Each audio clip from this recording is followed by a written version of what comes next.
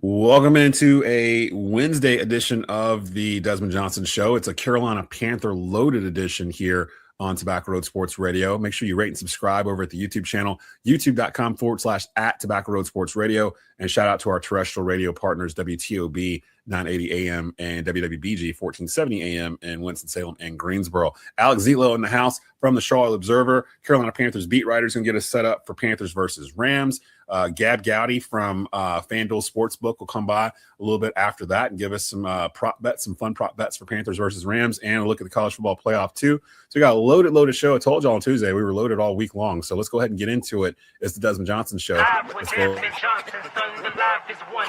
Represent NC to the fullest. Yeah, welcome to the Carolinas. Everywhere you go, the sky is Carolina blue, the finest. Live action, feedback, the city need that. I've been number one, no cap. Here's the recap. Adrenaline is my addiction. I'm about to relapse. Step on the turf if you won't and get your weed wet. I'm going harder than a martyr on the starter end. It's the heart of man, that's a rap like a cardigan. I'm breaking records, it's 4th and inches. I count the seconds. The over-under's my roar of thunder, my secret weapon. Yeah, the game is to be told. I don't break, I break modes. Follow me on Tobacco Road.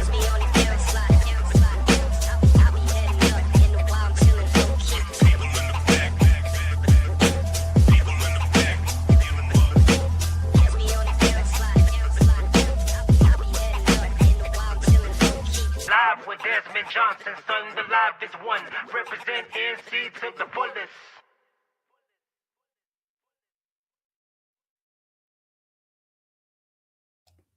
And welcome into the Desmond Johnson Show here live on Tobacco Road Sports Radio, tobaccoroadsportsradio.com. The Carolina Panthers making the playoffs for the first time since the 2017 season will be hosting a playoff game in Uptown Charlotte for the first time since the magical 2015 Super Bowl run. The last one would have been the Arizona NFC Championship game, actually, in January of 2016. So literally about 10 years have gone by since Charlotte has hosted a playoff game in the NFL. So I had to grab my guy, Alex Zietlow from the Charlotte Observer, Panther beat writer, just to kind of get us set up here. Alex, what's going on, brother? How you doing?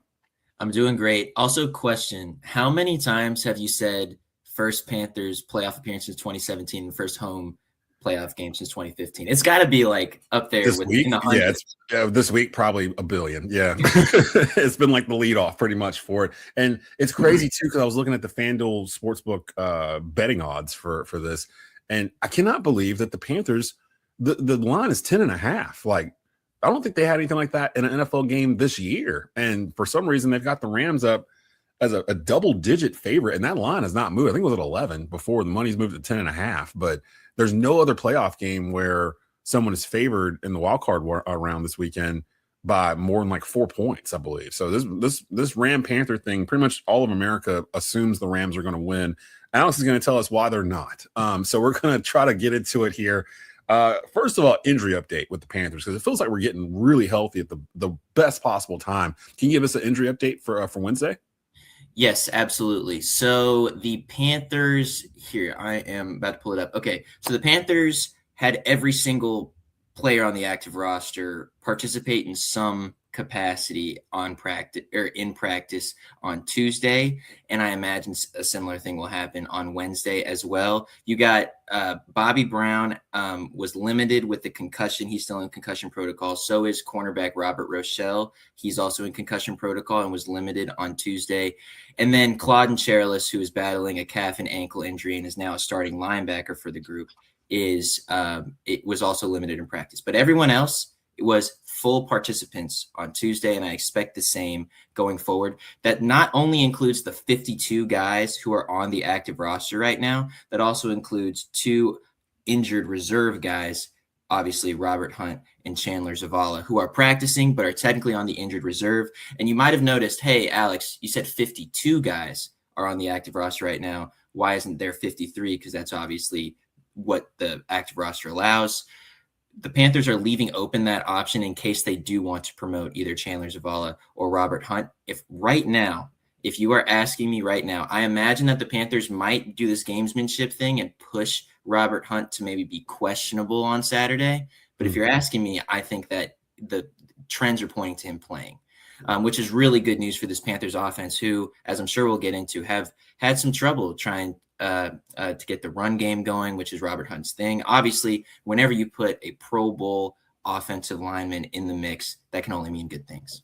Yeah, for sure. And we have not had Robert Hunt services since week 1, I believe it was when he got hurt, or week 2. Yeah, so it was super early. He's been out the whole time. Another move that I noticed that the Panthers did, they cut Hunter Renfrow, who hadn't been active for a couple of weeks actually, and brought back David Moore, who got hurt. I believe he got hurt like the first play of the game, week 1 or something crazy like that, on a like a kickoff return or something. No, it was a catch or something. Yeah, no, it was kind of crazy. It was week 4 at the Patriots, and it was just a simple end around play that Dave likes to call occasionally. And instead of just getting wrapped up, the Patriots defender just like ripped out David Moore's arm basically. And It ended up being an elbow injury, a significant elbow injury. But yes, you're correct. He is now back. I mean, I think in many other cases, after sustaining whatever injury he had, it would be a season ender. But because David Moore like really, took to his rehab, his return to play programming and stuff like this, there was always a shot.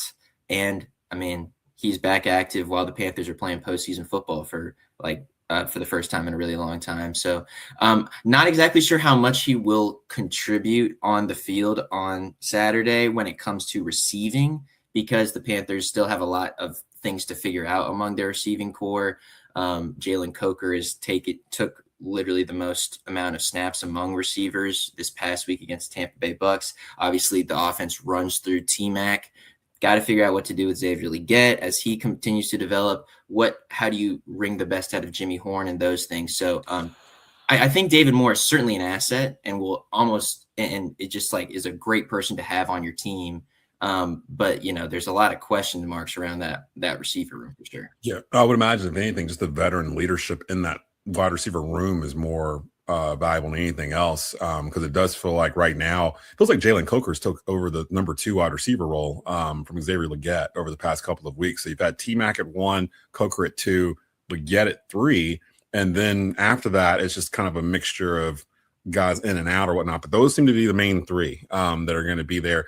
And it feels like Coker's gotten even more comfortable the past couple of weeks. I know he started off the season with an injury, kind of started slow and went from there. You talked about offense and defense, and we talked about the wide receivers. Before we get into the actual keys to victory for the Panthers versus the Rams, give me your regular season MVPs, the players, one on offense and one on defense for the Panthers now that the season is over and we're crowning NFC South champs for 2025. Yeah, no, I appreciate the question. It's funny. My colleague, Mike Kay, actually surveyed the locker room anonymously and figured out who the players thought were the offensive, defensive, and special teams players of the year, which was quite cool. The players actually voted Bryce Young as the offensive player of the year for the team. My vote or whatever is T-Mac, is Teteroa McMillan. I think it has been spectacular. And as Dave Canales alluded to, and I mentioned just previously, this passing offense literally runs through him. And that's a huge responsibility for a rookie wide receiver. And he's kind of stepped up to it. I mean, obviously, he has over 1,000 yards receiving. He broke the rookie receiving record in Panthers franchise history. I think he leads the league among rookie receivers in either receiving yards or receiving touchdowns, something like that, or maybe both. I don't have the stat right in front of me. I think it's both. Yeah. Yeah. So I honestly think he should be offensive rookie of the year, personally. But I just think that he's just been so valuable and something that this Panthers team has really needed for the past couple of years. When it comes to defense, this one was agreed upon by pretty much everyone. It's Derek Brown. And I should say agreed upon when it comes to everyone, but then again, he didn't make the Pro Bowl somehow. So, which is just kind of nuts. I don't understand it. I don't understand it. Like, what does he have to do to make the Pro Bowl? I don't know. Okay. So, you in 2023, you break the league record in tackles among defensive linemen with 103, like ever, period. Yeah. And, that's not enough because you're not getting the sack numbers. Okay. Derek comes back from a massive injury. The next year, he not only continues to do these really good tackle numbers and just completely transformed this rushing defense. But oh, by the way, he now leads the team in sacks with 5 as an interior defensive lineman, and you're not going to give him the praise then? I find it. And on top of that, it's not the fans' fault. The fans voted for him. Like the fans showed out. So it's the coaches and the players who are like kind of falling short on this responsibility. I truly don't get it. But yeah, that was my defensive MVP as well. That's the thing that bothers me too, because like if it's the players and the coaches that are keeping him out, that makes even less sense because they know how good he is, more so than the fans do. Brian Baldinger does this thing on X each week where he basically highlights someone. It's turned to the Derek Brown show pretty much. Each week he's just showing Derek Brown escorting somebody out of the club. Usually it's 2 people. Like he'll be on the line. And it always starts off the same. The video's like Brian's like, man, I can't get enough of Derek Brown. Look, watch what he does to this poor soul right here, where he just throws him out of existence. And he'll show it's Derek Brown doing something, and then he just grabs the guy in front of him and ragdolls him this way, like off camera. And then now he's just like in front of the quarterback or whatever. Matthew Stafford actually had a very bad day when they came here November 30th, primarily due to Derek Brown chasing him around like Ghostface, all over the place. They only had 2 sacks on him, but he threw 2 interceptions too because he was so rattled, and it felt like people were just putting their paws on him like all day. Like he just couldn't get clean, and I'm hoping they can duplicate that with some of the guys you mentioned, like Claude and Cherilus coming back and some of the others, because linebacker is probably our weakest position group right now just due to lack of depth and injury, Trevor Wallace being out and everything else. I'm a little worried about that there because of the Rams running game. They kind of abandoned it a little bit in that game, November 30th, where they were really running the ball really well. And they just kind of went away from it for some reason and put it in Stafford's hands as we were chasing them around. So I can definitely see Derek Brown as the defensive MVP. He has made such a huge difference in Ejiro Evero's defense just being there as opposed to last year with him being out all year. And the defense just felt like it had a gigantic hole in the middle. That's because Derek Brown was the plug. He was literally the guy that was the plug of that hole that was keeping the dam from falling apart. And we saw his value here. So definitely saw that. Kind of surprised Bryce is nominated as the offensive MVP. I thought they would have went towards like a running back or something of that sort. But I kind of get it. You got to rally around your quarterback. And he's had some ups and downs this year. It does feel like he's starting to – the light is starting to come on a little bit. And I think the problem is that we're so conditioned as a society to get things fast nowadays that we wanted Bryce to hit it like on the ground running, just go. And he's had so much stuff in front of him as soon as he got to Charlotte that would hinder his ability to grow as a quarterback. This is the first stretch since he's been a pro where he's had a straight 12 months where he could just get in the playbook and learn it and learn his tendencies of his wide receivers. He actually had a line in front of him for the first time, really. And I think he started to slow down. That's probably the best way I could put it. The game started to slow down for him, in my opinion, watching him play. So I'm very happy for him for that. Grade head coach Dave Canales' play calling this year, because that has been a topic of conversation on social media for the Panthers fan base all year. And it culminated with that flea flicker he tried to do against Tampa last Saturday. We were in the red zone, if I'm not mistaken. That's not a microscopic view of his play calling for the whole year, but it's stuff like that what makes me not want to give him an A. Where would you grade Dave Canales in terms of his play calling ability this year? And would you let somebody else do it next year? I think that's a very fair question. I also kind of understand that it's a loaded question as well, coming off of a game against Tampa Bay Bucks when you're running the ball 1.4 yards a carry. Yes, the flea flicker was a thing. Who knows if it would have worked or not if Rico actually stayed up. I mean, it's so interesting. Like all these like judgments on players and coaches come in like split seconds, and you have like hundreds of them that you have to navigate throughout your career. And then if one doesn't go your way, then that's on your resume forever. So I tend to look at those sorts of things and give the players and coaches some grace. And I also, to your further point, I am probably different in most of either the people who have been on this show or colleagues saying, I personally think that Dave should continue to call plays next year. I think that he is not only figuring it out, I think he and Bryce are figuring things out. I also don't really see if it's feasible. Like, do you bring in one of the head coaches, maybe like, I don't know, Brian Daboll, and try to make him the offensive play caller? He's really committed to Brad Idzik. Brad has done a pretty good job for what he's been asked to do in Dave's system. Also, Brad is one of the brightest, youngest minds in the NFL right now. He's like, he was younger than Adam Thielen on the roster earlier this year. So I when it comes to the future and all that stuff, I'm not super sold on it. I also just generally think that he's done a pretty good job when the Panthers have been able to stay on task and stay like on time when it comes to the downs. Like that, like he was actually calling a really good drive at the beginning of the second half against the Bucs, and then this incomplete pass actually called lateral, put them, instead of 2nd and 10, put them at 2nd and 17. Well, if that didn't happen, if it was 2nd and 10, something could have changed. And if Rico would have caught the ball, that could have been, there was nobody in front of him. Yeah, he could have been gone. So I don't know, man. I think that Dave has actually done a pretty good job play calling this year. If I have to assign a grade, I would give him like a B+ personally. That's fair. That's fair. Which is probably higher. I'm sure that the listeners of the show will come at me for that, but like that's just what that's fair.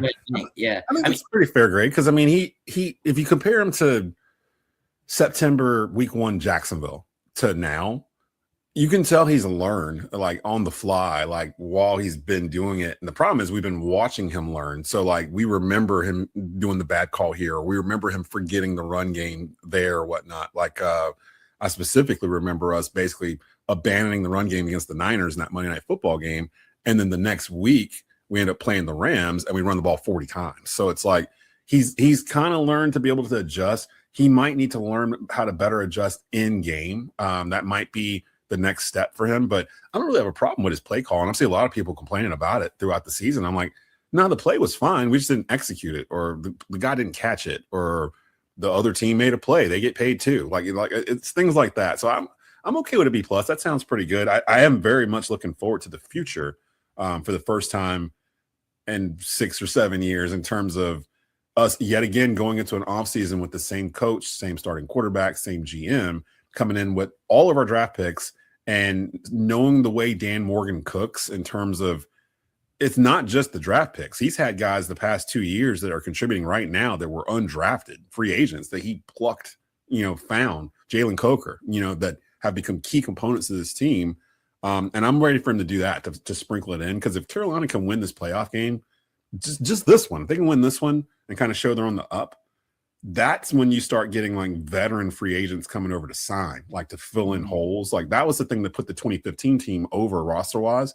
They got to a point where the league saw they were on the come up the year before, and then that's when you sign Jared Allen. That's when you get Peanut Tillman. That's when you get these guys are towards the end of their career, but they're grizzled vets, and they can kind of finish the roster out for you. And that's what happened in 2015. I'm kind of hoping that's what happens in the offseason this year for the Panthers. Give us your 3 keys to victory for the Panthers in this game, because they did beat the Rams when they saw them November 30th, but it was kind of a track meet. 30-27 was the final there, and when I was saying, it kind of felt like the Panthers kind of held on at the end. Give me your 3 keys to victory for them to beat Matthew Stafford and company on Saturday. Absolutely, they definitely did just hang on for dear life at the end of that one. I am gonna make this pretty simple. My 3 are: firstly, you got to be good on third down. I know that's so basic, but that requires a lot of things. That requires you having a decent run game. That requires you having a reliable short yardage package or whatever that you want to do. That also requires being willing to take shots when you see something on those third downs, like they were able to do against the Rams. Really, 2 of their touchdowns, 2 of their most explosive plays of the year came on 4th down against the Rams week 13. So third down, and I guess I'll include 4th down conversions and efficiency will be paramount. Secondly, and I hate to do this as well, but you got to turn Matt Stafford over again. I know that that's like I know that's a mountainous task this season. He's having an MVP caliber year, and you've already cashed in those magic beans in week 13 because goodness gracious, who saw the Panthers turning Matt Stafford over 3 times, 2 interceptions and 1 fumble when the Panthers were reeling and the Rams were sailing like they were. And the Panthers didn't have 4 key defensive playmakers, Pro Bowler J.C. Horn, Trayvon Merrick, Claude and Charles, right. and Christian Roseboom. Crazy to think about that all happened. And so the third, I mean, take it or leave it. I say you get T-Mac going. I think he is probably going to be the most important player for this Panthers offense. I've been talking about him a lot this episode, but it just this is who the Panthers offense runs through. I get it. Bryce Young is the guy with the ball the most, and I get it. Rico Dowdle has over 1,000 scrimmage yards, over 1,000 rushing yards, and I credit him for being the most important player at the beginning of the season. He really gave Panthers belief and this fan base belief, and that's remarkable. But Tetairoa McMillan is still the most important player on this offense, I think. And so you got to get him going. He's got to make some plays. He's got to be the 50-50 ball master like he was in college, or at least make a couple contested catches like that, and bail his quarterback out when pressure comes, because that's going to happen. So, yeah, if I have to distill it to 3 things, be good on 3rd and 4th down, turn Matt Stafford over. Yes, an impossible task. And make sure Tetairoa McMillan lives up to the Offensive Rookie of the Year billing that I'm bestowing upon him.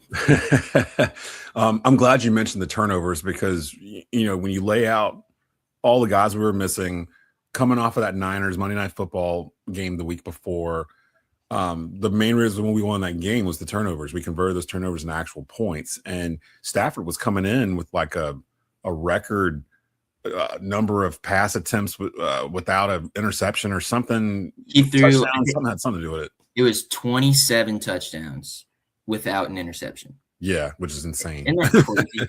It's just ridiculous. And for us to be the ones that broke it, it was like, wow, okay, Mike Jackson had one and Nick Scott had one in that game, interception-wise there. And I think the game Derek Brown caused a fumble, like got in the backfield and knocked it out. Yeah, so again, Derek Brown. So I'm pretty sure that Matthew Stafford has thought about Derek Brown ever since that November 30th game, probably unwillingly, but they're going to see each other again. Fox, 4:30 Saturday. If you can go, we really need to fill up the bank. It's sad that I got to sit here and plead for everyone to go to the Bank of America Stadium and actually fill it up. It's 74,000 people in there. You should be able to still get a ticket. If you can go, I actually thought about going down myself, but I've got another commitment earlier on Saturday and I can't make it. But it should be rocking. And again, the Panthers have not hosted a playoff game in Charlotte since January of 2016. The last one was against the Arizona Cardinals in the NFC Championship game on that run to the Super Bowl. So follow Alex on X at Alex Zietlow 05 or 05, I should say, for the latest updates on the Panthers. We've got Gabb Goudy coming up next from the from Fanduel Sportsbook. She's going to give us some fun prop bets for Panthers versus Rams, and we'll talk a little college football too. But we'll be back in just a bit here on the Desmond Johnson Show. And welcome into a Believe in Panthers extra edition. Since we're in the wild card round in the playoffs, we decided to give you even more content. Desmond Johnson here with you from Believe. Joining us from Fanduel Sportsbook, Gabb Goudy. What's going on, Gabb? How you doing? Hey, I'm great. How are you? Pretty good. As a Panther fan, fantastic. We're about to host our first playoff game since the 2015 Super Bowl run. Yeah, so it's been 10 years since we've had a home playoff game in Charlotte. I live in Cleveland, so I get it. I get what it's like to have like a long playoff drought. Oh, bless your heart. This one might be – the Browns have had a playoff win recently, but I don't know. My in-laws are from Cleveland, so I totally get it. So you get it. I totally understand completely. So that is not fun, but hey, you guys just let Stefanski go. Maybe it's entertaining. Yeah. It's entertaining, as long as they entertain, that's all that matters, I guess. Yeah. I guess that's a way to look at it. Now the Browns, they've got some pieces. So maybe, They do. depending on who they bring in as the next head coach, we'll see what Right. they do for there. But I wanted to pick your brain a little bit. Mhm. Of course, Fanduel's has been our main sponsor during the NFL season this year on Believe. And I thought it'd be pretty cool just focusing on the Panthers and the Rams to start off. Some fun prop bets that you might have in your pocket for Panther or Ram fans that are looking to bet on this game. We just went and looked at the line a minute ago, and it's the largest line I think I've seen. It's for a really playoff. big number. It's Yeah, 10 it's a and a really half. big Yeah. number. Like, so I was making like a couple of videos like leading up to this week saying, I think that the Panthers and the Rams game is going to be closer than what people are saying. And people in the comments are like, well, the Rams won the last, or the Panthers won the last game. The Panthers won the last game. I'm like, yeah, guys, I get that. But the line is 11 points. Yeah, it's down to what I 10 and a mean, half like- as of this morning. But yeah, Yeah. that's the only one that's double digit, Mhm. which is weird for an NFL game, to be honest. Right. But so what do you think for some of the fun prop bets that might be available in Some this of the game? fun prop bets now, I don't know how you guys feel about this one because, your Panthers putting up points on offense isn't the strong suit here, Yeah.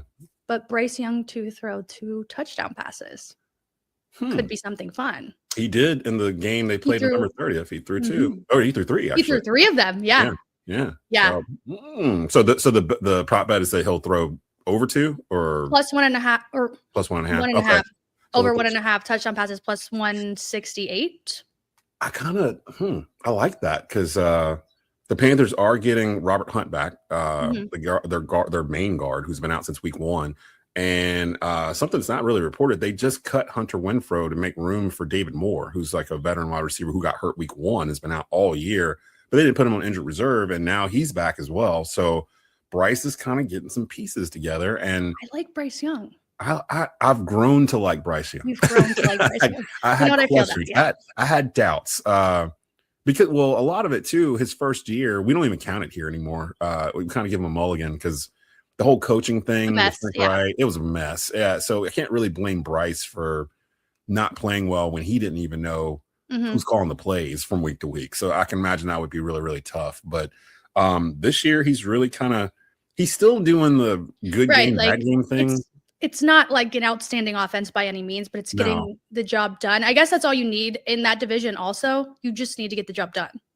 That's You true. can rely I on mean, some other people, but Yeah, I was gonna say, even if you don't get the job done, maybe Yeah. somebody else will get it done for you, and you can just kind of Right. back into the division winner. So that one, so you have that one there. Bryce Young plus 1.5 touchdown throws in the game. What else you got for me?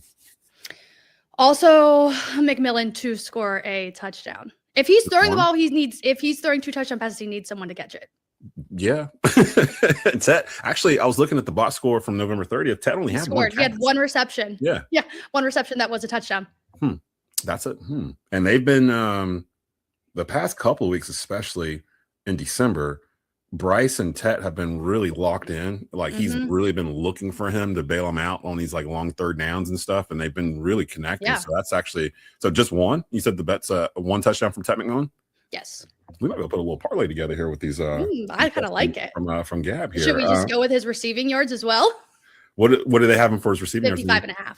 For Tet? Yeah, his 1 reception was 40-something yards in the last Panthers game. He only won, but you're in a playoff game. You're going to need your best players to show up and perform. He's going to get the ball more than 1 time. I would hope. I would. I In this hope so. kind Yeah, I would hope In that this they kind would of do game, that. I would really hope so. And the Rams secondary, I would say, is a point that the Panthers should attack. They ran the ball really well. Chuba Hubbard had he had like 80 some yards. I think Rico had like 60 or 70. They ran for like 100 and I just had it up a minute ago. They ran for like 160 yards or something in that game. I mean, Bryce So- Young had 23. Yeah, he had a scramble in there too. So you had the Bryce Young throwing for more than or throwing for at least 2 touchdowns. Yeah. The Tet McMillan touchdown, 1 touchdown. And then you said the receiving yards for Tet over, what was it? 55.5. Or if you want to play it safe, just go like 40, 50. Yeah. That sounds like taking money. Like, honestly. I mean, I can look to see what that is right now. That's got to be like plus, it's got to be like 6 for something. Tet. Oh, actually, I think I just had it up here. Because yeah, that just sounds like, now It sounds granted, enticing and fun for a yeah. playoff game. Now, granted, whenever I see those, I'm like, that can't be right, because they had one on here Right. 1 week where it was like Bryce Young for like 140 yards passing in the game. I was like, that's ridiculous money. And then he ended up throwing for like 85 yards or something in the game. And I was like, oh, FanDuel knows something that we don't. So Right. I've begun to trust those lines a little bit more going into them. That I just can't believe this line is 10.5. Like it's almost an insult, really. Yeah, but then you gotta like think, and then I'm thinking of that too. And then I look back at that game, and Matthew Stafford didn't turn the ball over really all season, then had 3 in that game. Yeah, they really shout out to Derek Brown, because Derek Brown was in his back pocket like literally the whole game. Like he only got sacked twice, but Derek Brown terrorized him for 3 hours. So. Yeah, I mean, he was going for his, what was it, touchdown passes without an interception record. Yeah. and And then then- that went to an end very quickly. Right. And then so they harassed Matthew Stafford. He's not the most mobile quarterback. No. So if you can get back there and get him off of his count, you can do really well there. But hey, he might win MVP. So I think he might have played himself out of it, to be honest. Like actually it started with that Panther game. I don't know for sure. They kind of lost towards the end of the season. I don't know. I think he's the favorite to win still. I think he moved back up for it, but like who's to say what these voters are going to do with that? Yeah. I mean, Drake May has been amazing. Drake May's had a fantastic year. Matthew Stafford is the current favorite for MVP. Wow, really? Okay, so he overtook Drake from like I think 2 weeks ago when we looked at it, and Drake was the front runner then. Who are your Goudy joining me here from Fanduel Sportsbook here as we go through some prop bets here on a Believe in Panthers Extra Edition here as we get ready for Panthers versus Rams on Saturday at 4:30 on Fox. Gabb, who are your picks to make the Super Bowl from the AFC and NFC right now? Now that we're right here at the verge of Wildcard weekend, and I've said all year, I don't trust any of these teams, to be honest. Like, there's not one team where I'd be willing to place $10 on, like, they're going to win this game. No, because you don't know what's going to happen this season. You literally have no clue. Now, I will say I had 4 teams going into this season where I was like, I am all in on these teams. One was the Carolina Panthers. I said last January, I said, don't be surprised when the Panthers make the playoffs next season. Hey, here we are. Now, it took a lot to get there, but we did it. And sometimes you just need, like, a good bit to get there. I really like the Carolina Mike Man. Oh, yeah. The 150,000. I feel like you need something like that to hype you up to get there. Like the New York Mets, they had all those bits and then they got to the playoffs. I'm like, yeah, that's what you need. So it's only weird if it doesn't work. Right, exactly. So I'm in on the Panthers. I don't see this as like a Super Bowl run by any means, but it's fun. Have you heard the thing with the Panthers and each time they've made the Super Bowl, certain things have happened beforehand? With Zietlow? Yeah, Zietlow got divorced that year. Ohio State, but the year before. But maybe since Ohio State won then lost now, maybe that's a good vibe for you. I think it was like Ohio State won the national championship the season before. Right. And then Zietlow got divorced in the season, and we opened against Jacksonville. All the 2 times we went, and that all happened this year. So I'm not saying we're going to the Super Bowl. But there's a possibility. There's a possibility. We're in. Yeah, you just need a little bit of delusion sometimes to make it through. Especially and that's all you need. Yeah, that's all you need. But yeah, I'm in on the Panthers. I'm excited to watch them in the playoffs.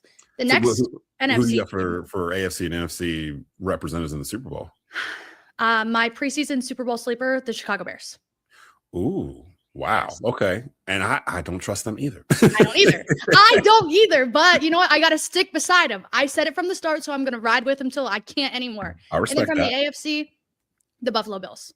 Ooh, okay. All right. Okay. This game is going to be tough for them.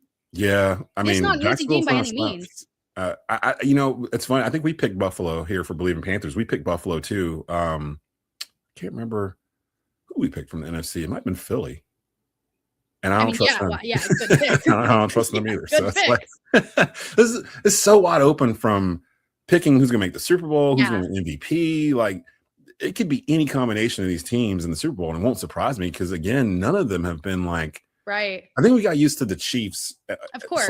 / Patriots dynasty type things where there's a Death Star and everyone's trying to knock it down, and there is no Death Star this year. Like it's just wide open space, so it makes it really weird for that. I wanted to get before we got you out, Gabb.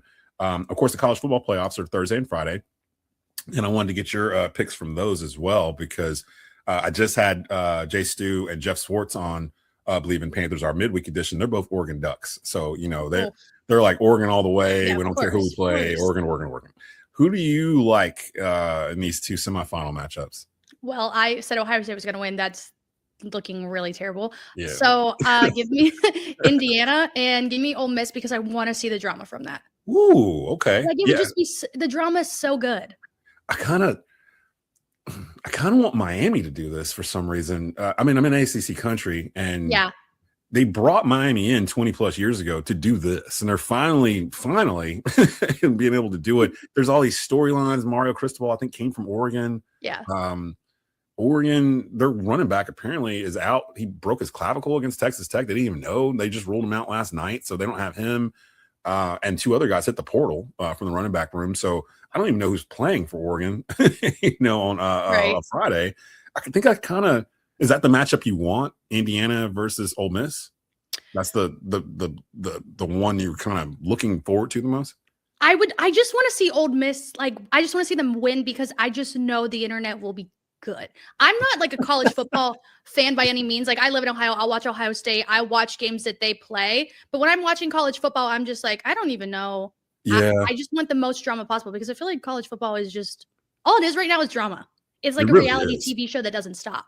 And there's no rules anymore. Like I'm the same way where it's hard for me to follow college football because these kids are hitting the portal like every year. Like they'll be one place one year and then they just hit the portal and they just bounce around. I know kids from up here that have been in the portal 3 times. And it's But also like I can't blame them because if you're offering me all that, I'm saying yeah too. Yeah, I might as well Right. go. I mean, give me a check. Hey, let me go over here to Oregon real quick or Arkansas, wherever it may be. I'm And now kind of the leaning SEC towards can't keep up. I'm trying to lean towards Miami, Indiana, just because Miami is kind of one of those old school sort of blue bloods that hadn't won in a while, and Indiana's never won. And Indiana's kind of took America by storm. Like people that don't watch college football, they're starting to follow Indiana. Yeah, and I'm It's a like, good little story. I mean, Fernando Mendoza is pretty entertaining.